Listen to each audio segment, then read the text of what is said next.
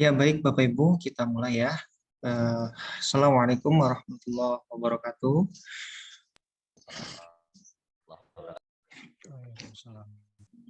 Ya, selamat siang Bapak Ibu, salam sejahtera bagi kita semua.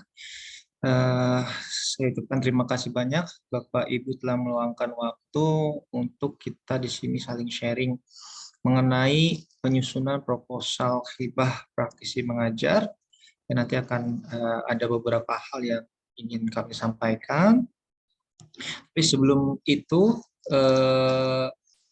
mari kita sambut dulu beberapa kata atau sambutan dari Bapak Kabiro Pengembangan Akademik, yaitu Bapak Haris Wahyudi.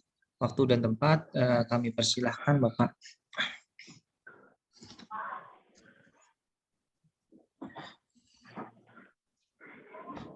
Assalamualaikum warahmatullahi wabarakatuh. Waalaikumsalam warahmatullahi wabarakatuh. Ya, mohon maaf saya lagi di luar agak ramai nanti. Ya, semoga suara saya jelas ya. Jelas Pak. Ya, baik.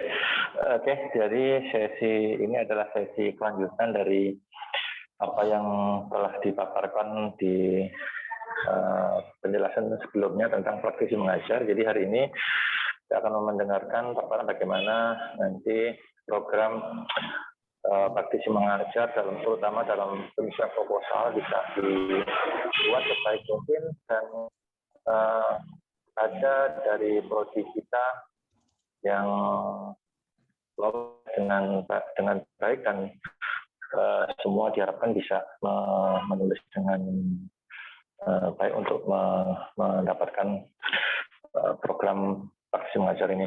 Saya ucapkan terima kasih kepada semuanya yang telah hadir pada kesempatan kali ini. Maaf mungkin saya nanti tidak bisa mendampingi lama karena saya lagi di luar nih. Terima kasih Pak Zedi. Salam hormat semuanya yang telah hadir. Saya tidak bisa menyebutkan satu persatu. Ada Pak Eko ya Pak. Maaf Pak kemarin belum ini. Bu Karisma, Pak Sumardia, Bu Dias, Pak Wawan dan Pak Bagus ya. Oke, itu saja mungkin yang bisa saya sampaikan. Selamat mendengarkan paparan dari Pak Zendi terkait pengurusan program praktisi mengajar nanti. Oke, demikian saya ucapkan terima kasih semuanya. Assalamualaikum warahmatullahi wabarakatuh. Waalaikumsalam warahmatullahi wabarakatuh. Ya baik, terima kasih banyak Pak Haris atas sambutannya. Kemudian di sini Pak Hafiz berhalangan ya Bapak Ibu, tadi saya sempat ajak karena sedang ada acara paralel di agenda Duta MBKM, sehingga beliau tadi menyampaikan salam kepada Bapak Ibu bahwasanya harapannya proposal hibah ini dapat berjalan dengan baik sampai nanti di pelaksanaan. Oke, kemudian di sini saya sambut juga ada Pak Joni, Pak Eko, Pak Emil, ya Bu Madia, Bu Karisma, Pak Muhyar, kemudian juga Pak Wawan dan Pak Wibisono. Saya ucapkan terima kasih banyak Pak, masih semangat ya kita untuk membuat proposal hibah praktisi mengajar. Oke, kita langsung saja ke pembahasan utama terkait praktisi mengajar. Saya mohon izin untuk share screen ya Bapak Ibu. Ya, jadi melanjutkan daripada pembahasan kita di awal ya mengenai definisi dan juga beberapa skema yang ditawarkan pada praktisi mengajar. Maka dari itu sekarang saya coba membuat resume ya bagaimana nanti kita bisa menyusun proposal dan juga submit ya. Khususnya yang memang harus dipersiapkan selain daripada RPS adalah juga praktisi ya atau kemitraan pada program MBKM. Ya. Jadi mungkin Bapak Ibu juga banyak yang bertanya ya. Kemarin ada yang sempat WhatsApp saya dan Jafri, Pak, ini kita sudah daftar di websitenya praktisi mengajar, namun tidak bisa melihat list praktisi. Ya kan Bapak Ibu mungkin ingin menambah jumlah praktisi yang nanti berkolaborasi dengan dosen pengampu mata kuliah. Nah, setelah saya berkoordinasi juga dengan koordinator daripada program praktisi mengajar, bahwasanya memang hanya diberikan satu akun Bapak Ibu, yaitu akun task force ya, di mana nanti proposal itu diupload ya pada satu akun tersebut. Nah, di sini mungkin saya langsung share saja Bapak Ibu, karena seperti ini, kebutuhan praktisi itu nanti yang lebih mengetahui adalah Bapak Ibu daripada program studi masing-masing. Ya, sehingga nanti kekhawatiran saya adalah mungkin ada human error dari saya sendiri, sehingga nanti saya akan informasikan tata cara bagaimana mencari praktisi yang sesuai dengan program studi Bapak Ibu masing-masing. Oke, jadi untuk dapat mengakses dashboard daripada praktisi mengajar ya, untuk kita dapat mengajukan proposal A dan B ya. Proposal A itu juga ditujukan kepada universitas, kemudian proposal B berarti adalah mata kuliah yang diajukan ya, mata kuliah diajukan ya. Jadi nanti silakan Bapak Ibu di sini mengunjungi dashboard.praktisimengajar.id. Nanti akan muncul dashboard seperti ini ya, di mana nanti diperlukan username dan juga password seperti ini. Santai. Nggak mau. Nah, username dan juga password ya untuk masuk ya ke dashboard. Nah, ini username-nya adalah ini mwkm@mercubuana.ac.id. Bapak Ibu nanti diperbolehkan untuk menggunakannya, dan juga passwordnya adalah ini ya. Jadi kalau Bapak Ibu sudah input username dan password ya, kemudian Bapak Ibu bisa login.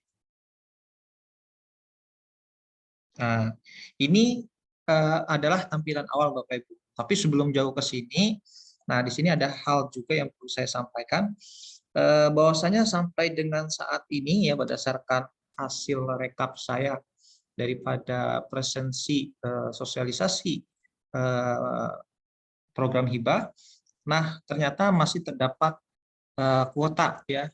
Kuota tersisa itu sebanyak 14 mata kuliah, yang berarti 16 mata kuliah sudah diambil pada beberapa program studi, yaitu S1 arsitektur, kemudian S1 teknik mesin, S1 psikologi, S1 teknik informatika, S1 ilmu komunikasi, dan S1 teknik elektro. Nah, memang ada beberapa yang mengajukan 4 sampai dengan 5 mata kuliah. Namun nanti untuk detailnya akan seperti ini.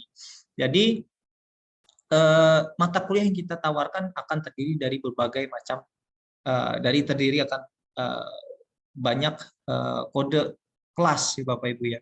Nah, contoh di teknik elektro yang kita ambil adalah mata kuliah pemrograman komputer 2. Nah, itu biasanya pada satu semester akan dibuka 3 sampai 4 kelas ya, baik reguler 1 atau reguler 2. Nah, ternyata berdasarkan BIMTEK yang disampaikan oleh tim praktisi mengajar, bahwasanya satu mata kuliah ternyata dapat juga di plotting berdasarkan jumlah kelasnya. Ya, artinya kalau rasio mata kuliah pemrograman komputer 2 itu di elektro kurang lebih 1:25 untuk satu kelasnya, dan terdapat 4 kelas, nah berarti saya bisa memplotting 4 praktisi ternyata pada mata kuliah tersebut. Ya, jadi itu mungkin bisa jadi motivasi lagi Bapak Ibu untuk mengembangkan lagi jumlah praktisi yang nanti akan dikolaborasikan dengan dosen pengampu. Ya, jadi ini masih ada 14 ya Bapak Ibu. Kalau ada yang mau nambah 3 lagi diperbolehkan. Mau ada yang mau nambah 4 lagi juga diperbolehkan, karena kuotanya masih cukup banyak. Oke, kemudian tadi ya, setelah kita masuk ke dashboard sini, nah di sini ada profil perguruan tinggi. Nah, ini nanti Bapak Ibu lewatkan saja. Kemudian program studi juga sudah tersinkronisasi dengan PD Dikti, Bapak Ibu lewatkan saja. Yang nanti concern-nya Bapak Ibu koordinator atau Kapprodi yang hadir hari ini adalah pada tab cari praktisi, ya, kemudian permintaan akses dan juga permintaan kolaborasi dan juga mata kuliah. Jadi yang bagian dashboard awal ini itu Bapak Ibu lewatkan saja karena ini nanti akan menjadi bagian daripada universitas. Oke, jadi bagaimana Bapak Ibu mendaftarkan? Sorry, kita ke topik utama dulu, mencari praktisi ya. Jadi setelah tadi login, ya Bapak Ibu silahkan ke tab di sini atau ke sidebar ya atau menu cari praktisi. Nah, di sini nanti akan banyak praktisi yang muncul di sini tentang berbagai macam praktisi yang ada. Nah, Bapak Ibu dapat melihat detail praktisi ya dengan cara klik titik 3 di sini, kemudian klik detail profile. Artinya di sini nanti Bapak Ibu akan melihat profil detail daripada si praktisi. Ya, ini adalah gambaran umum ya Bapak Ibu. Kenapa saya sebut gambaran umum? Karena ada lagi informasi detail ya dari praktisi, yaitu dengan cara kirim permintaan untuk akses lengkap informasi praktisi. Di mana di sini nanti ada juga lampiran CV, ya, email dan juga nomor handphone yang bisa Bapak Ibu catat ya untuk menghubungi praktisi tersebut, kemudian mengajak kolaborasi. Ya, kemudian permintaan ajak kolaborasi ini ketika Bapak Ibu sudah merasa oh ternyata si praktisi ini cocok ditempatkan untuk mata kuliah yang ditawarkan di prodi. Nah, kemudian Bapak Ibu baru bisa klik ajak kolaborasi. Nah, kemudian untuk melakukan filter ya, Bapak Ibu di sini bisa cari berdasarkan nama. Ya, artinya kalau memang dari program program studi Bapak Ibu sudah memiliki praktisi ya atau sudah memiliki MOU, MOA pada industri tertentu atau institusi tertentu. Nah, direkomendasikan praktisi tersebut mendaftarkan diri terlebih dahulu ke platform praktisi mengajar. Kemudian jika sudah, nanti Bapak Ibu silakan ketikkan namanya, ya carikan namanya. Ya, misalkan di sini coba ada Ahmad ya, Ahmad ya misalkan. Nah, nanti kalau misalkan namanya sudah sama, nah Bapak Ibu baru bisa langsung ajak kolaborasi. Nah, itu dengan catatan jika praktisinya dibawa dari program studi ya. Namun jika seperti di elektro sendiri ya karena mencari praktisi dari database praktisi mengajar, nah kita juga melakukan beberapa filter ya sesuai daripada kebutuhan. Ya contoh misalkan di sini rumpun yang kami tawarkan misalkan teknik elektro ya karena kita mengajukan mata kuliah pemrograman komputer ya masih ada terkaitannya dengan mungkin teknik informatika gitu ya. Nah, ini hanya filter ya Bapak Ibu, misalkan bahasa pemrograman ditawarkan misalkan Python ya.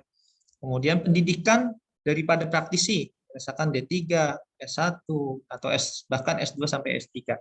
Ya, kemudian bentuk pembelajaran Bapak Ibu.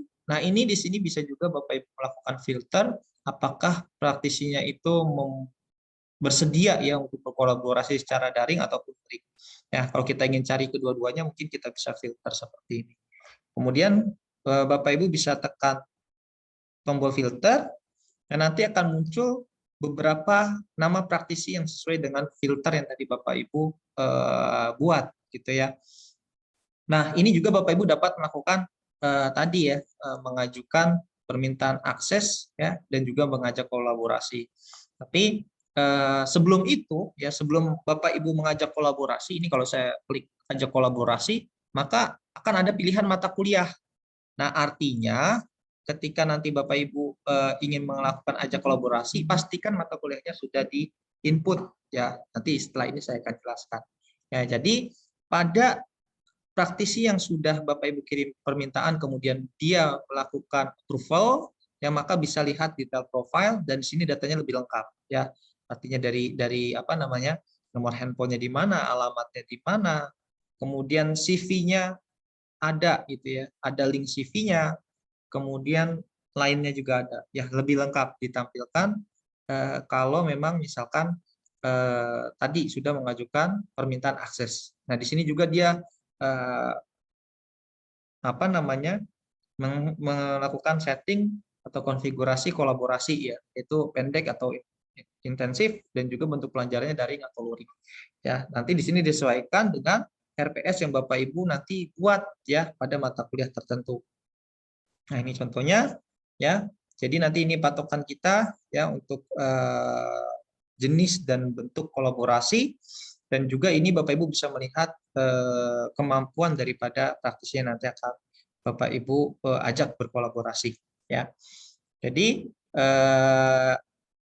nah ini setelah Bapak Ibu tadi klik permintaan detail, nah akan muncul seperti ini nanti ya, apa namanya, detail praktisi yang sudah disetujui dan masih dalam permintaan. Ini contoh beberapa ya, seperti ini ya. Nah, ini ada beberapa contohnya.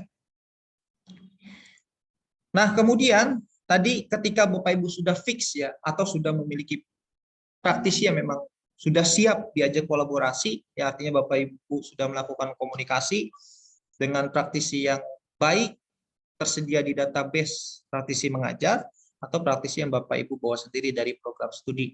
Ya, jadi kalau memang sudah, nah silahkan nanti Bapak Ibu bisa ajak kolaborasi. Ya, misalkan ini ajak kolaborasi, tapi dengan catatan harus input dulu mata kuliahnya yang mana, kemudian kelasnya kelas siapa. Ya, ini contoh, misalkan ini, kemudian kelasnya kelas siapa. Ya, jadi seperti itu ya Bapak Ibu untuk permintaan kolaborasi. Dan nanti juga ini akan kami bantu tentu saja dalam proses upload proposal B.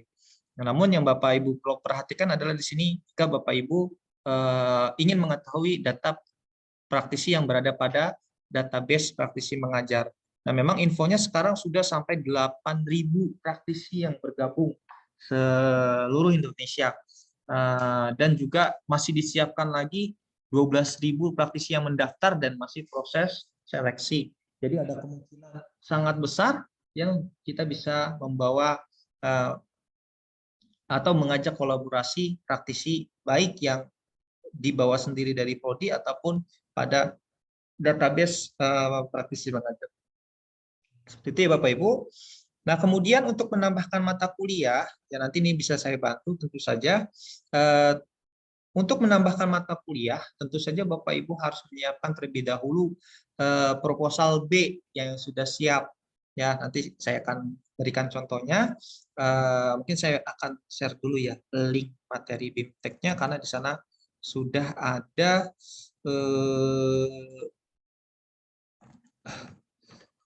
apa namanya, materi presentasi dan juga contoh proposal. Ya.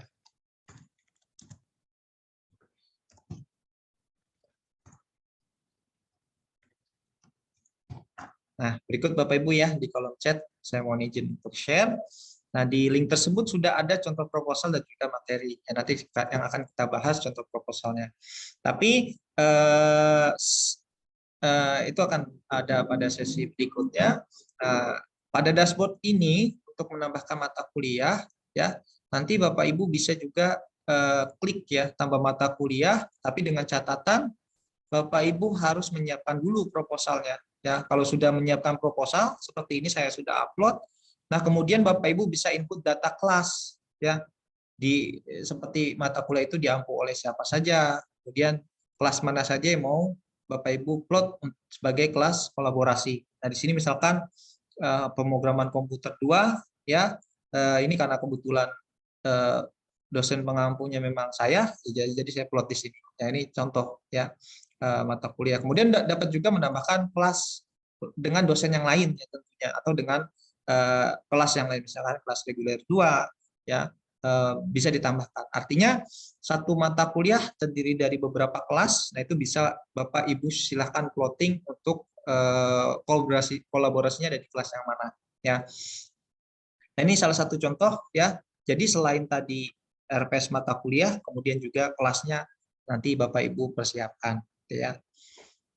Nah, ini terkait dashboard ya, di materi BIMTEK presentasi sudah saya arahkan beberapa step gitu ya, bagaimana cara mencari praktisi, kemudian filternya, kemudian detail daripada profil praktisi ya seperti ini, ya, kemudian permintaan akses detail, ya, kemudian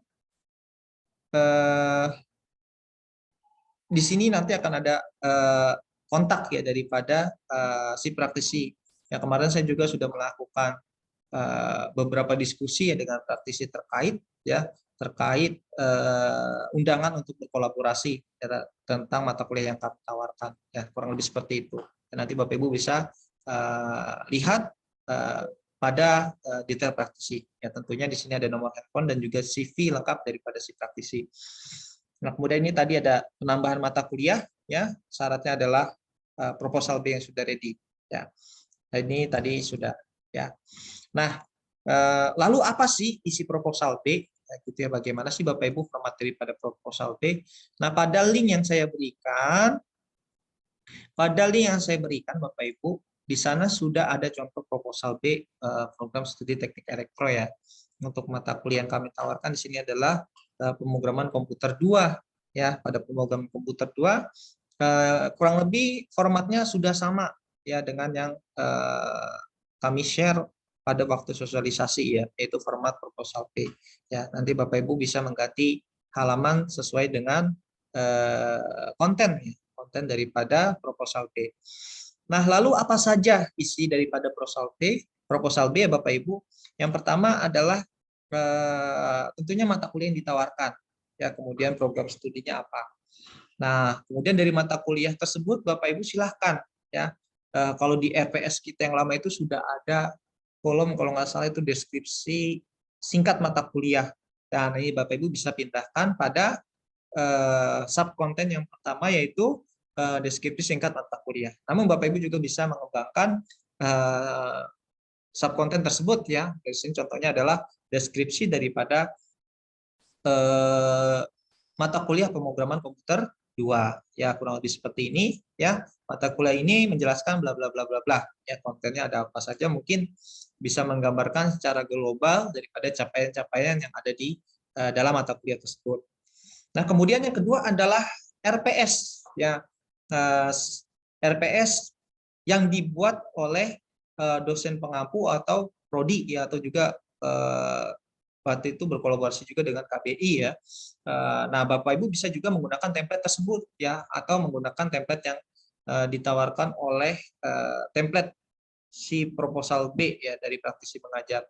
Namun di sini karena kami sudah punya ini ya, apa namanya, RPS mata kuliah pemrograman komputer 2, maka di sini kami hanya menambahkan beberapa saja. Ini contoh RPS 1 adalah RPS yang dibuat oleh dosen pengampu mata kuliah ya, dan juga waktu itu memang karena kami dibantu oleh KBI, maka di sini kami sebutkan ya. Oke, template-nya adalah template yang sudah familiar tentunya dengan Bapak Ibu ya, yang berlaku pada Universitas Mercu Buana. Nah, ini contohnya seperti ini ya, kemudian tuliskan CPL mata kuliahnya, kemudian juga CPMK-nya ya. Nah, di sini ada deskripsi singkat mata kuliah, ini memang sudah template daripada RPS yang kita miliki. Kemudian bahan kajiannya apa saja ya, saya rasa ini Bapak Ibu juga sudah lebih memahami. Nah, kemudian yang membedakan apa di sini, yang membedakan Bapak Ibu memberikan warna ya. Warna di sini adalah indikator di mana praktisi itu berkolaborasi dengan dosen ya. Artinya di sini warna yang apa namanya, ini bisa disesuaikan ya Bapak Ibu. Yang lebih terang ini ya, ini adalah kelas kolaborasi. Artinya nanti praktisi akan masuk pada pertemuan 3, 4, dan 5 ya, seperti itu ya Bapak Ibu. Jadi mungkin di beberapa mata kuliah ada yang membuat RPS-nya langsung per CPMK gitu ya, artinya pertemuan 1, 2, 3 itu direkap. Nah, ini kami rekomendasikan untuk dipecah per minggu ya Bapak Ibu. Jadi nanti bisa dilihat oleh tim reviewer bahwasanya capaian yang diajarkan oleh praktisi itu meliputi daripada pertemuan ketiga, 4, dan 5 ya. Selebihnya seperti ini. Nah, lalu kenapa sih di sini hanya 3 pertemuan? Nanti akan saya jelaskan ya Bapak Ibu selanjutnya. Ya, jadi isi dari RPS saya rasa Bapak Ibu juga sudah memahami, yaitu sub CPMK, kemudian indikator, kemudian bentuk apa di sini kriteria dan luaran ya. Kemudian jenis perkuliahannya tatap muka, luring, kemudian isinya apa saja, kemudian daringnya ini, kemudian materi pembelajarannya apa gitu ya pada setiap minggunya. Ya, kemudian berikan bobot penilaian. Ya. Ini pada mata kuliah pemrograman komputer 2 ya contohnya. Nah, karena hal tersebut ya, tadi saya sudah mapping bahwasanya praktisi kan masuk di pertemuan ketiga, 4 dan 5 ya, materinya kurang lebih seperti ini. Nah, maka di bawah sini nanti Bapak Ibu juga bisa tawarkan ke praktisinya bahwasanya ada RPS yang harus dilakukan oleh praktisi. Nah, Bapak Ibu bagi di sini yaitu pada pertemuan atau minggu ketiga, 4 dan 5, yaitu masing-masing durasi 2 jam. Nah, kalau kita lihat 3 SKS di satu SKS di kita itu kurang lebih 50 menit ya. Berarti sekitar 150 menit atau 2 jam setengah.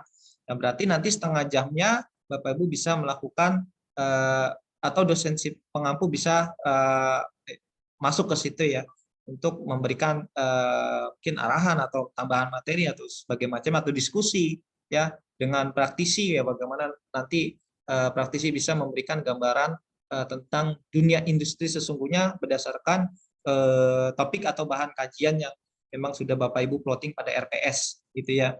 Jadi sini dibagi apa namanya topik bahan ajar yang nanti harus dilakukan oleh si praktisi ya. Nah, kemudian di sini ada profil tenaga pengajar ya. Tentu saja di sini tenaga pengajarnya adalah dosen pengampu mata kuliah. Nah, memang pada mata kuliah pemrograman komputer 2 di Teknik Elektro ada saya dan Bapak Dr. Eko. Nah, ini Bapak Ibu bisa masukkan kelasnya juga. Ya, tadi kan karena saya baru masukin 1, nah nanti bisa juga ditambahkan untuk kelasnya Bapak Dr. Eko. Kalau misalkan kelasnya itu apa namanya? Di kita kan biasanya suka tandem ya, mungkin salah satu saja, Ya, ini saya biasanya memang tandem ya, jadi saya masukkan salah satu saja. Ya, atau mau dipecah 2 kalau dosen yang lain silakan. Ya, tergantung kesediaan kelas daripada program studi Bapak Ibu. Ya. Nah, kemudian di sini profil praktisi ya. Jadi kalau Bapak Ibu di prodi sudah memiliki profil praktisi, silahkan ya dilengkapi tabel berikut gitu ya, yaitu NIK, nama lengkap, pangkat jabatan. Eselon ini berdasarkan buku panduan yang pada waktu saat sosialisasi saya tampilkan, kemudian pengalaman industri, ya praktisi, kemudian konsentrasi dan keahlian. Nah, ini menjadi hal penting juga karena nanti akan dilihat ya konsentrasi dan keahlian daripada praktisi dan juga dosen pengampu. Nah, ini adalah hal penting, ya, yaitu periode waktu pelaksanaan. Nah, Bapak Ibu mohon perhatikan, kenapa? Karena kalau kita lihat ya daripada lini masa praktisi mengajar itu akan dimulai tanggal 1 Agustus ya, 1 Agustus sampai dengan 18 November. Ya, 1 Agustus sampai dengan 18 November. Ya, kemudian juga kita harus melihat kalender akademik kita semester yang akan datang. Bahwasanya perkuliahan kita minggu pertama dimulai tanggal 29 Agustus. Ya, artinya di sini hitungan minggu program praktisi mengajar itu lebih dahulu ya, karena dia ada di tanggal 1 Agustus. Nah, kemudian kita berarti ada di minggu kelima. Ya, artinya sudah berjalan minggu kelima daripada lini masa praktisi mengajar, kelas kita baru mulai, yaitu pada tanggal 29 Agustus. Nah, berarti kita dapat melakukan plotting ya skema praktisi mengajar. Nah, karena ini kami menawarkan kolaborasi pendek ya, berarti hanya bisa dilakukan yaitu pada minggu 5, 6, 7, 8 ya, karena maksimal kolaborasi pendek itu dilakukan pada minggu ke-8 dari lini masa praktisi mengajar atau kurang lebih sebelum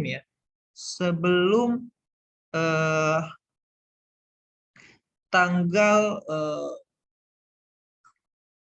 18 November ya, kalau nggak salah ya, 18 November. Nah, ini adalah minggu ke-8. Minggu ke-8 dari lini masa praktisi mengajar ya. Jadi kita punya kesempatan dari minggu kelima, 6, 7, 8. Nah, maka dari itu tadi saya plotting mata kuliahnya ya sesuai dengan minggunya ya. Mungkin di sini nanti ada perubahan. Karena kita mulai dari pertemuan kelima, 6, 7, 8. Berarti bisa kemungkinan saya tarik mundur ya dari pertemuan 2, 3, dan 4 ya. Karena pertemuan 5 dia berarti adalah ada di batas akhir yaitu di 18 November. Jadi ini kalau kita hitung minggu, 18 November itu ada di minggu ke-9 ya Bapak Ibu. Jadi kalau pertemuan 5 itu nanti akan di sini. Mungkin nanti akan ada perubahan lagi. Jadi lini masa ini harus menjadi acuan ya karena nanti ada batas pelaporan daripada skema program praktisi mengajar ya, baik jenis kolaborasinya pendek atau intensif. Kemudian untuk yang kelas intensif juga sama Bapak Ibu, tinggal disesuaikan saja dimulai dari minggu ke-5 sampai dengan minggu ke-16 dari lini masa praktisi mengajar atau maksimal ya, atau maksimal ini ya 18 November. Kalau nggak salah minggu ke-8 itu saya lupa ya tanggalnya. Ada di Oktober deh kalau nggak salah. Ya tanggal 7 atau 8 Oktober ya kalau nggak salah. Nanti saya coba cek lagi ya Bapak Ibu. Jadi ini mohon diperhatikan ketika memilih kolaborasi ya. Kemudian di sini kita juga menjelaskan jadwal pelaksanaan tugas dan juga ujian ya.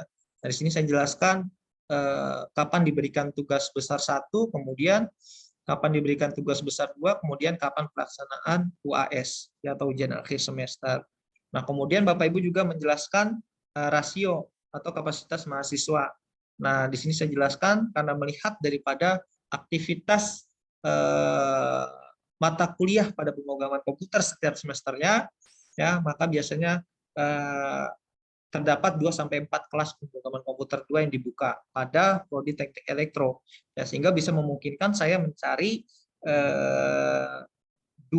sampai dengan 4 praktisi ya untuk satu mata kuliah ya, karena ada 4 kelas ya. Kalau Bapak Ibu hanya menawarkan satu kelas ya di sini itu ya, hanya satu kelas ya berarti hanya satu praktisi ya. Kalau 2 kelas berarti 2 praktisi ya, sesuai rasio. Kalau misalkan rasionya itu 1:50, artinya satu kelas bisa 2 praktisi ya, nanti disesuaikan saja Bapak Ibu. Nah, ini adalah contoh proposal B di mana program studi teknik elektro tidak membawa praktisi dari prodi. Artinya kita akan melakukan pencarian daripada database praktisi mengajar ya. Kita sudah tadi mencoba kontak beberapa praktisi ya, kemudian nanti kita bisa ajak kolaborasi ya. Ini contoh daripada tadi yang saya berikan gambaran kepada Bapak Ibu sekalian. Nah, jadi itu Bapak Ibu ya terkait kendala-kendala yang kemarin sempat Bapak Ibu tanyakan ya, terkait akun. Kita sharing ya Bapak Ibu, mohon diperhatikan saja nanti bagian-bagiannya ya. Kalau misalkan Bapak Ibu keperluannya hanya untuk mencari praktisi, silakan ya cari praktisi, nanti upload di mata kuliah, kami bantu ya Bapak Ibu ya. Seperti itu.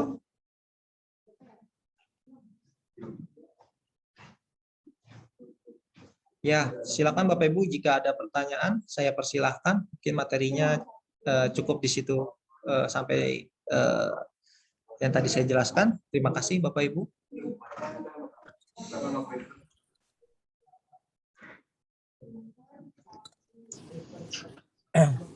Pak Zendi boleh bertanya? Silakan Pak Joni, saya persilahkan. Ya, mohon maaf ya Pak, saya tidak bisa menyalakan kameranya. Untuk praktisinya sendiri, untuk bidang arsitektur yang bisa dipilih, sudah ada listnya belum ya Pak Zendi ya? Nah, tadi seperti yang saya jelaskan Pak Joni, saya mohon izin untuk menginformasikan ada di sini. Nah, jadi memang untuk list praktisi ya, jika Pak Joni misalkan sama seperti elektro belum memiliki kandidat praktisi yang dibawa oleh prodi, nanti Ya. Pak Joni kami berikan akses ya untuk mencari praktisi. Ya karena tadi saya jelaskan terdapat kurang lebih 8.000 yang sudah aktif praktisi di database praktisi mengajar, kemudian masih ada 12.000 lagi. Artinya kami bisa bantu melakukan pencarian Pak Joni untuk list praktisi. Namun nanti Bapak Joni bisa juga ini ya memberikan gambaran apakah praktisi tersebut ini ya masuk ke dalam kategori mata kuliah yang ditawarkan atau tidak. Ya, jadi di sini kami berikan pilihan ya. Pak Joni bisa mengakses langsung ya password dan akunnya tadi saya sudah berikan. Namun kalau kami bantu nanti tetap juga Pak Joni berkoordinasi dengan praktisi yang dipilih ya, artinya baik melalui email ataupun juga WhatsApp gitu ya Pak Joni. Ya. Mungkin kalau sudah ada listnya, pekerjaannya sudah tinggal separuh ya Pak, tinggal mengkonfirmasi kepada yang bersangkutan kalau kita ingin mengajak beliau untuk mengajar. Betul, Ya. betul. Kalau kita mulai dari awal kan harus upload dokumen dan lain sebagainya ya. Betul. Nah, kira-kira kapan ya Pak kita dapat listnya ya Pak Zendi? Ini dulu Pak, kita lihat daripada mata kuliah, karena seperti ini ya. Contoh pemrograman komputer 2 tadi. Boleh nggak Pak kita dibukakan yang untuk praktisi arsitekturnya di sesi ini?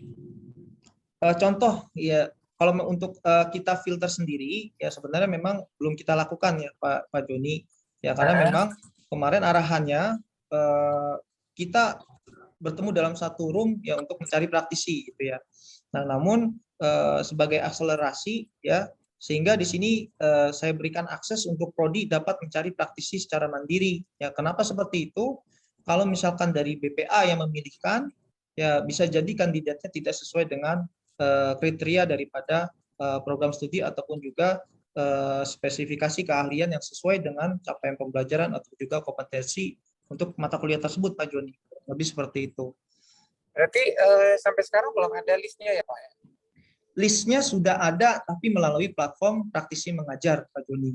Nah, artinya masih global. Ya, tetap dari prodi harus mencari praktisi yang sesuai, Pak Joni.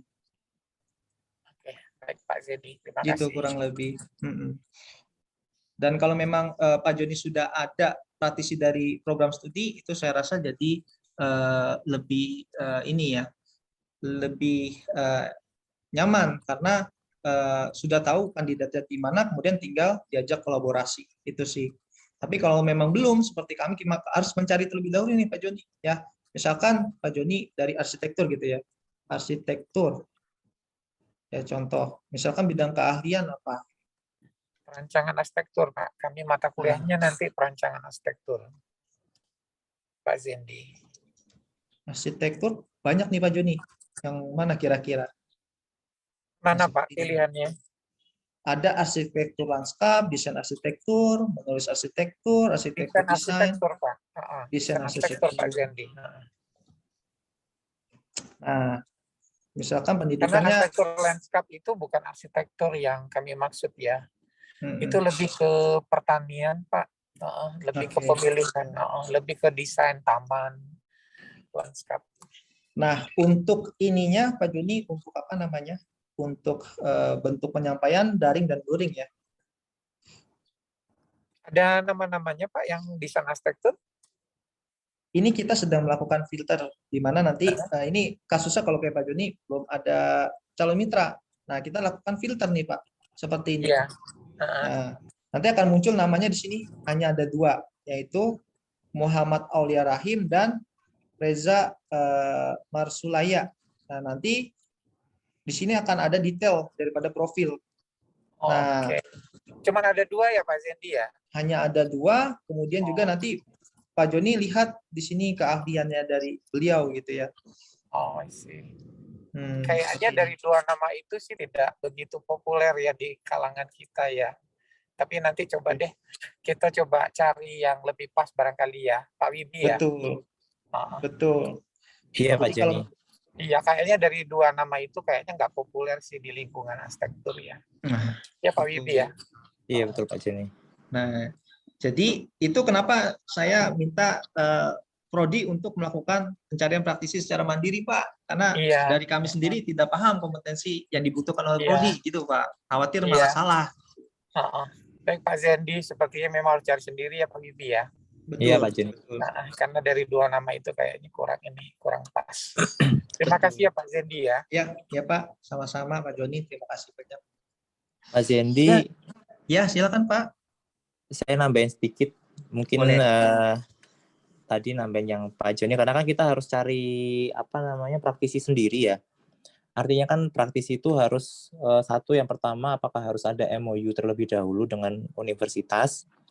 Yang kedua, apakah praktisi tersebut harus mendaftar secara mandiri dulu ke platformnya praktisi mengajar. Ya, yang ketiga, tadi kan kalau nggak salah Pak Zendi menyampaikan bahwa ada 12.000 calon praktisi yang sedang menunggu seleksi gitu ya. Artinya kalau misalkan sekarang sampai tanggal 24, misalkan sekarang minggu ini kita hubungi para praktisi itu untuk mendaftar gitu ya, apakah nanti proses verifikasi atau lolos sampai dinyatakan bahwa beliau itu layak menjadi bagian dari praktisi mengajar itu bisa terpenuhi nggak sebelum tanggal 24 itu? Ya, oke, siap. Jadi ada dua pertanyaan ya Pak ya. Betul ya Pak. Oke, yang pertama terkait kemitraan atau kerjasama. Nah, jika ya dari prodi Bapak sudah memiliki kandidat praktisi, maka itu direkomendasikan sudah memiliki MOU atau MOA ya dengan instansi tersebut ya, sehingga nanti bentuk kolaborasinya ya dapat dinyatakan dalam implementation of agreement ya Pak Wibi ya. Jadi itu kalau misalkan sudah bekerja sama atau sudah memiliki MOU atau MOA, itu artinya praktisi dibawa dari prodi ya. Prodi sudah memiliki MOU, kemudian membawa praktisi yang pada institusi tersebut ya untuk diajukan di praktisi mengajar.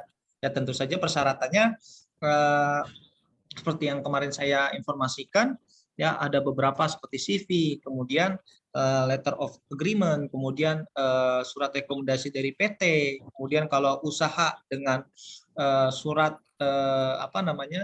bangun usaha dan seterusnya ya.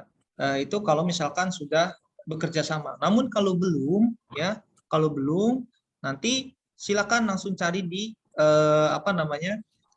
platform praktisi mengajar Pak. Ya, nanti yang MOU-nya berarti si praktisi MOU-nya ke LPDP, kemudian kita juga MOU-nya ke LPDP. Gitu Pak. Itu berdasarkan penjelasan daripada tim daripada praktisi mengajar. Jadi sehingga kalaupun nanti diperlukan ya, paling tidak praktisi yang sudah bersedia membuat letter of agreement Pak, atau komitmen daripada praktisi. Ya paling tidak membuat itu ya, supaya untuk pegangan universitas ya, bahwasanya nanti akan untuk berjaga-jaga satu dua hal yang mungkin tadi tidak diinginkan gitu ya. Jadi memang kalau memang tidak memiliki praktisi ya, itu tidak perlu MOU, hanya direkomendasikan atau disyaratkan praktisi membuat surat komitmen praktisi atau LOA gitu Pak. Oke. Berarti lumayan panjang ya prosesnya ya Pak Zendi, artinya sampai tanggal 24 kira-kira bisa keburu nggak ya untuk proses? Masih bisa keburu Pak. Masih bisa keburu. Ya. Masih bisa. Artinya tadi yang 12.000 itu kan masih belum lolos verifikasi ya. Artinya apakah nanti kalau ibaratnya kita mengajukan baru lagi gitu ya. MOU-nya berarti buat dulu ya berarti ya. Iya, maksudnya itu artinya. Kalau MOU yang udah ada direkomendasikan yang sudah terdaftar di ini aja Pak, di biro kerjasama ya. Karena ini kan sebagai extending daripada kemitraan. Ya, coba nanti disapa ya biro kerjasama, atau nanti saya juga bantu untuk kolaborasi mitra-mitra mana yang memungkinkan ya untuk ditawarkan praktisinya. Tadi saya juga sudah bertemu sebenarnya dengan kabironya ya, kemudian berdiskusi bahwasanya nanti akan disiapkan list mitra yang memang sudah ongoing atau masih berjalan ya kemitraannya dengan Universitas Mercu Buana. Nah, harapannya mungkin jika sudah ada, berarti kan MOU-nya sudah tersedia. Ya, kalau misalkan membuat MOU baru, saya rasa nggak keburu, Pak. Ya, sampai dengan pelaksanaan, saya rasa ya pasti nggak, waktunya tidak akan cukup. Sampai dengan Monef tidak akan cukup. Jadi saya rekomendasikan seperti itu. Ya, kalau misalkan tidak punya calon praktisi daripada prodi, nah mari kita explore ya di database praktisi mengajar. Seperti itu, Pak, kurang lebih. Baik, Pak Zendi, terima kasih. Ada perihal yang lain, Bu Ibu? Ya, silakan Bu, silakan. Zendi, mohon izin sekedar menyampaikan bahwa untuk program praktisi mengajar di Pikom kita juga sudah diskusikan ini di tingkat dekanat, dan untuk Pikom sendiri insya Allah kita mengajukan 5 mata kuliah ya Pak. Siap Bu, siap. Dan alhamdulillah sudah 1 berhasil kita lamar praktisinya, dan alhamdulillah juga memang adalah implementasi dari MOU yang dimiliki oleh Pikom dan Mercu Buana dengan medcom.id. Nah, saya mungkin kurang menyimak tadi pertanyaan dari Pak Wibi menyangkut masalah kalau seandainya, kalau di Pikom kan memang kita berusaha sepertinya akan memanfaatkan relasi-relasi yang sudah bekerja sama dengan Pikom. Nah, kalau seperti itu kondisinya, apakah memang praktisi tersebut harus tetap mendaftar secara pribadi di laman web praktisi mengajar, atau bagaimana? Atau kita bisa langsung mengajukannya melalui proposal yang akan kita buat gitu. Nah, itu pertanyaan pertama. Mungkin tadi sudah ditanyakan juga, tapi saya kurang menyimak, punten. Lalu yang kedua, menyangkut masalah pelaksanaan perkuliahan untuk program praktisi mengajar. Tadi kalau saya tidak salah tangkap bahwa ada lini masa atau ada jangka waktu ya dalam pelaksanaan perkuliahan dari tanggal 1 Agustus sampai 18 November gitu ya Pak? Betul Bu. Kalau saya tidak salah.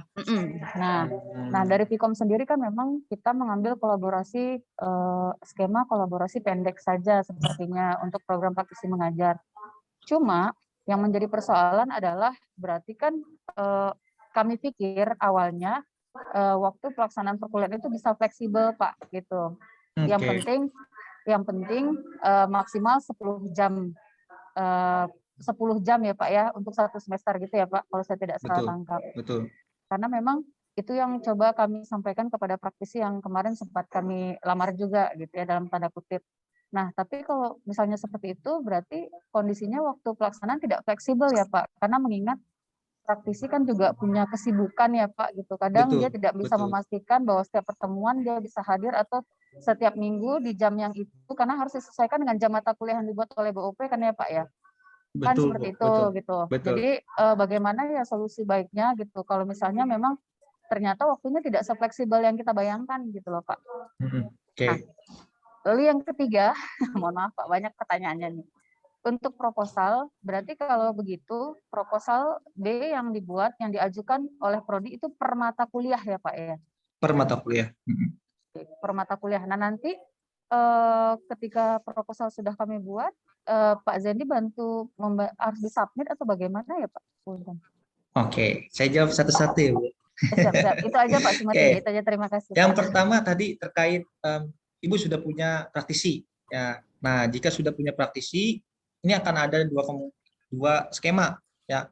Yang pertama Ibu dapat mendaftarkan si praktisi pada platform praktisi mengajar. Artinya kalau dari prodi yang mendaftarkan, nah tentunya ada dokumen-dokumen yang harus dilengkapi ya. Karena meskipun kita bawa kemudian tidak praktisi tetap harus melengkapi profil-profil yang memang harus diisi ya pada platform praktisi mengajar.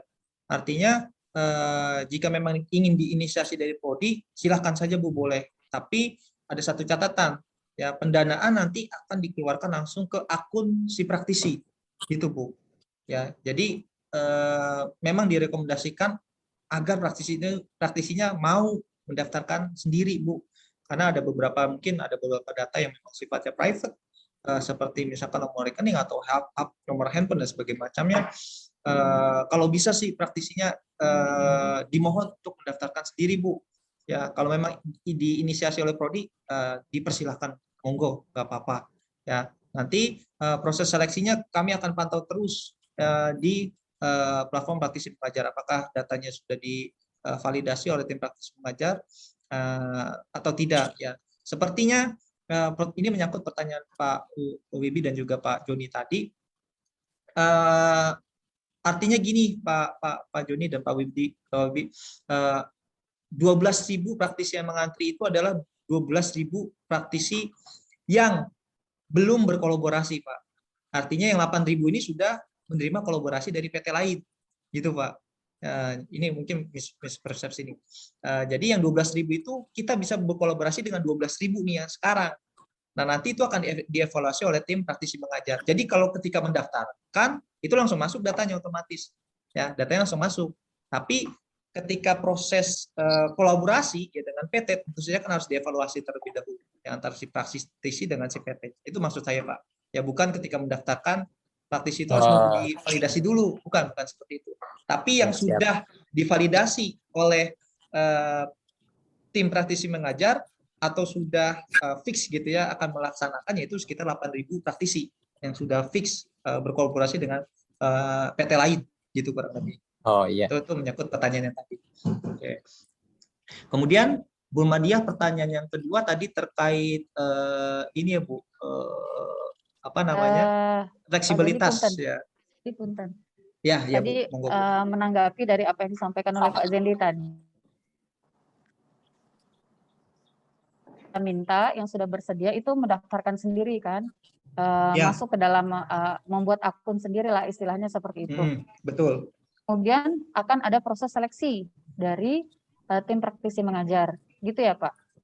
No, seleksinya adalah dengan kita nih Bu, seleksinya dengan kita, dengan mata kuliah. Artinya ketika mendaftarkan, ya praktisi sudah bisa mendaftarkan. Nanti ketika berkolaborasi, kita kan akan mengajukan kolaborasi nih. Nah itu yang proses seleksinya terjadi di situ Bu. Oh gitu, enggak maksudnya saya pikir kalau misalnya seperti itu berarti memang ada kemungkinan tidak lolos seleksi gitu kan, nah itu kan ini lagi gitu kan. Bukan seperti itu. Oke, baik, terima kasih Pak. Itu pertanyaan pertama. Kemudian pertanyaan kedua terkait jadwal ya Bu ya. Nah kalau kita lihat di sini ya Bu ya, kita mulai 29 Agustus itu ada di minggu kelima dari lini masa praktisi mengajar. Artinya ini ada pertemuan pertama, pertemuan kedua, pertemuan ketiga, dan pertemuan keempat di kita gitu ya. Artinya karena lini masa praktisi mengajar sudah mulai duluan. Artinya kita hanya punya kesempatan 4 minggu pertama nih Bu untuk berkolaborasi pada skema kolaborasi pendek Bu. Nah nanti untuk jamnya minimal 4 jam ya kemarin ya. 4 jam dan maksimal 10. Artinya nanti bisa disesuaikan apakah 4 pertemuan itu praktisinya hanya 1 jam mengisi, 1 jam mengisi, 1 jam mengisi, atau mau 1 pertemuan langsung 2 jam. Artinya Ibu mau dari pertemuan pertama nih si praktisi masuk, kemudian nanti pertemuan ketiga praktisi masuk, itu boleh Bu. Ya, artinya dari rentang ini ya dari 1 sampai 8 itu fleksibel, mau di mana saja. Tapi karena kita pada kalender akademik mulai pada minggu kelima di masa praktisi mengajar, jadi kita hanya punya 4 kemungkinan nih Bu di minggu kelima, ke-6, ke-7, atau pada kalender akademik kita itu hanya pertemuan 1, 2, 3, dan 4. Nah saya juga sudah ini ya berdiskusi dengan Pak Direktur, bahwasanya nanti kalau memang mata kuliahnya ditawarkan e-learning, nanti kita akan daftarkan Bu. Artinya sesuai daripada kebutuhan kelasnya, ya kelas yang ditawarkan. Namun kalau memang dirasa tidak memungkinkan jadwalnya ya pada kolaborasi pendek, ya mungkin Ibu bisa juga menggunakan kolaborasi intensif ya, intensif. Silahkan Bu. Jadi monggo koordinasikan lagi ya dengan prodi ya Bu ya, terkait tadi pembukaan kelas dan juga jadwalnya. Karena kalau kita lihat pada skema kolaborasi pendek itu sangat sempit Bu, sangat tidak dinamis, betul Bu. Kurang lebih seperti itu, Bu. Kalau ini dia juga saya juga memikirkan seperti itu. Kalau misalkan kita fleksibel 16 pertemuan kan mungkin bisa kita adakan kuliah ini ya jadwal pengganti ya Bu ya. Sehingga kalau dia tidak masuk di plot yang minggu yang kita tentukan mungkin bisa diganti ya, itu diperbolehkan Bu. Tapi kalau sudah melebihi batas waktu yang ditentukan skema kolaborasi, itu kan nanti kan ada monef nih Bu di pertemuan ke-9 sudah dilaporkan proses kegiatan kolaborasinya Bu. Nah jadi memang itulah kita menyesuaikan daripada jadwal yang sudah disediakan Bu.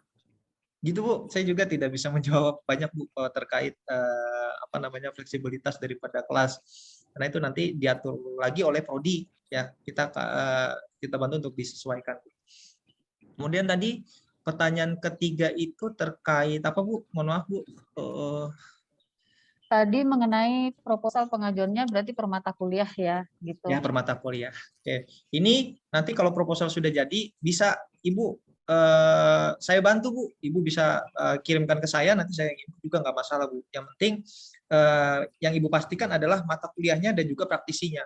Artinya pada proposal praktisi tadi ada data praktisi kan di sini. Nah, nanti saya akan sesuaikan dengan yang ada di sini. Kalau memang praktisinya dibawa dari prodi. Nah, kalau praktisinya belum dibawa dari prodi, nah itu Bu yang mungkin saya tidak bisa bantu karena prodi yang mengetahui kompetensi daripada praktisi ya, praktisi mana yang sesuai dengan prodi Bapak Ibu, seperti itu Bu. Jadi kalau nanti proposal udah jadi bisa dikirimkan ke saya yang input, nggak masalah Bu, nggak apa-apa. Nanti mungkin kita bisa gimit lagi ya, atau kita zoom lagi untuk input bersama juga boleh, bebas Bu itu Bu. Ya, terima kasih. Pak Zendi, Ya, saya mau Bu. tanya. Boleh Bu. Oke, untuk kolaborasi pendek itu minimal berapa pertemuan, Pak? Minimal itu hitungannya jam ya, kalau nggak salah jam. ya. Dua pertemuan, minimal dua pertemuan. Kalau jam berarti 4 jam. Oh, minimal dua pertemuan ya? 2 pertemuan 4 jam. Kalau kolaborasi pendek minimal 2 pertemuan 4 jam. Ya, Oke, minimal 2 pertemuan 4 jam. Kalau kolaborasi panjang 1 semester 14 kali pertemuan berarti. Kalau kolaborasi panjang atau intensif ini minimal 15 jam tatap muka dalam 1 semester. 15 jam. 15 jam. Nah, berarti untuk yang untuk yang mercubana karena kalender akademiknya itu berbeda 5 minggu, jadi kita nggak bisa pakai yang kolaborasi intensif. Nah, ini kan termasuk di dalamnya apa saja sih Bu, 15 jam tatap muka itu? Ya. Yang pertama adalah ini maksimal ya, ini kan keterangannya ya. Minimal 15 jam tatap muka dalam 1 semester, maksimal 41 jam kerja per semester ya, termasuk persiapan koordinasi dengan dosen. Ya, itu bisa dihitung menjadi satu bentuk kolaborasi ya. Oh, itu jadi masuk ke dalam job desk praktisi juga ketika betul. Rapat kick off misalnya, kick off meeting sama dosen juga bisa itu dihitung. Bisa. Artinya meskipun kita melakukan perkuliahan minggu kelima, Ibu sudah mulai duluan dengan praktisi di minggu kedua, itu sudah dihitung. Itu sudah dihitung ke praktisi. Itu sudah dihitung. Betul. Untuk yang intensif saja Ibu, kalau yang pendek tidak.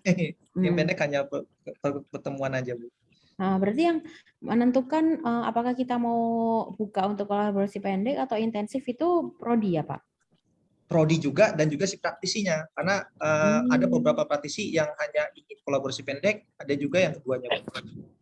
Gitu. Jadi menurut Pak Zedi ini step-stepnya itu kita harus nemu dulu praktisinya, kemudian buka mata kuliahnya dan menentukan di pertemuan keberapa saja praktisi yang bisa masuk, baru kita setelah itu upload dan memilih praktisinya di platform gitu. Atau kita tentukan dulu mata kuliahnya baru mencari praktisinya.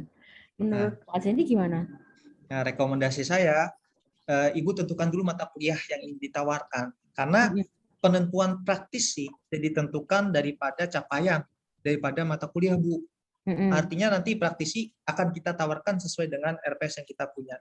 Nah, jikalau nanti si praktisi sudah memiliki modul tersendiri, tapi masih bisa masuk di pertemuan yang ditentukan, itu monggo, nggak masalah. Tapi saya rekomendasikan, tentukan dulu mata kuliah, buat RPS, kemudian cari praktisi yang sesuai dengan bidang keahlian dosen pengampu pada proposal B, ya, disandingkan, kemudian kalau sudah dapat praktisinya, baru input mata kuliah di dashboard. Nah, ini bisa saya bantu ya, Bu. Misalkan Ibu sudah selesai, sudah menemukan praktisi, nanti saya bantu untuk upload praktisi, kemudian mengajak kolaborasi sampai dengan submit final. Jadi step awal sih rekomendasinya mata kuliah dan RPS terlebih dahulu difinalisasi ya untuk proposal B-nya. Baik. Terus sebentar, apa lagi ya? Iya, itu dulu. Ya, Bu. Ada lagi, Bu? Sudah, itu dulu. Terima Cukup. kasih. Siap. Ya. Nanti kita akan ada Wingtech selanjutnya, Bu, ya, untuk akselerasi, ya, Bu. Nanti kami akan bantu. Iya, baik. Terima kasih. Oke. Ya, Bapak Ibu yang lain, saya persilahkan.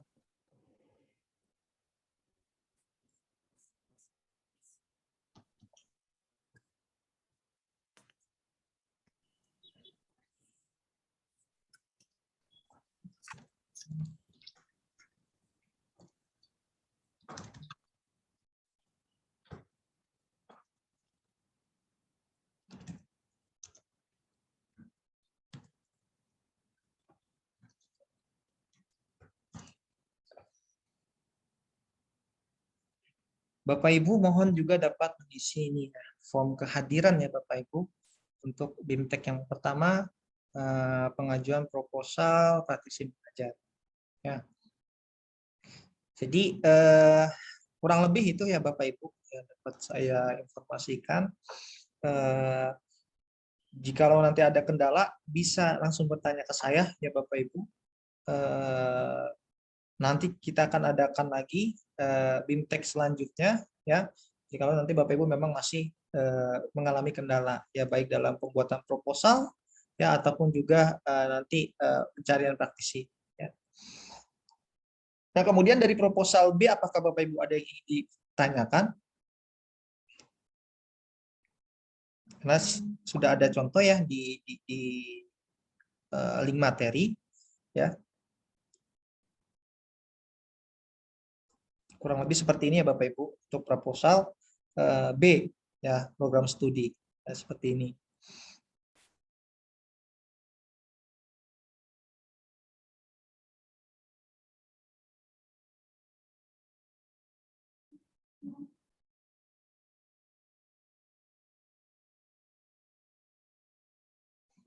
Ada lagi Bapak Ibu? Monggo, Bu Mardia mungkin masih ada yang mengganjal, Bu.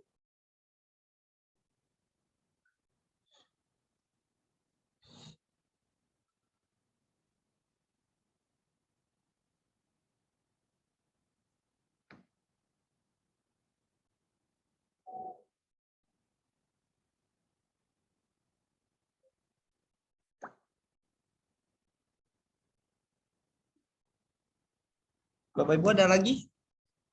Ya mungkin nanti ini ya Bapak Ibu, kalau memang memerlukan bantuan ya Bapak Ibu ingin mengundang kami untuk apa namanya kita berdiskusi dalam penyusunan proposal B, monggo Bapak Ibu dipersilahkan ya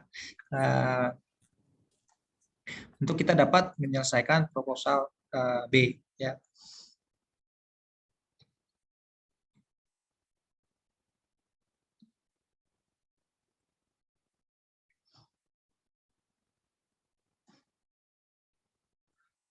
Ada lagi Bapak Ibu?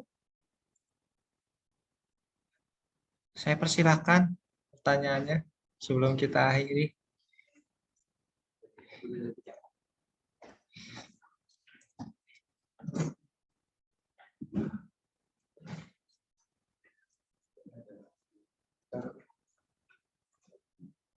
Pak Hafiz masuk ya? Pak Hafiz tidak jadi masuk ya? Ya mungkin Bapak Ibu yang lain selain Pak Joni, Bu Karisma, Bu Madia. Cukup Pak Zendi. Nanti cukup, kalau ya. Bapak kita undang ke Prodi Arsitektur boleh ya Pak? Boleh dong Pak. Ya. Boleh, siap Pak. Siap. Terima kasih banyak Pak Zendi. Ya, sama-sama Pak Joni. Ada lagi Bapak Ibu? Apakah sudah cukup? Ya, baik. Saya rasa sudah ini ya, sudah mulai ada gambaran ya.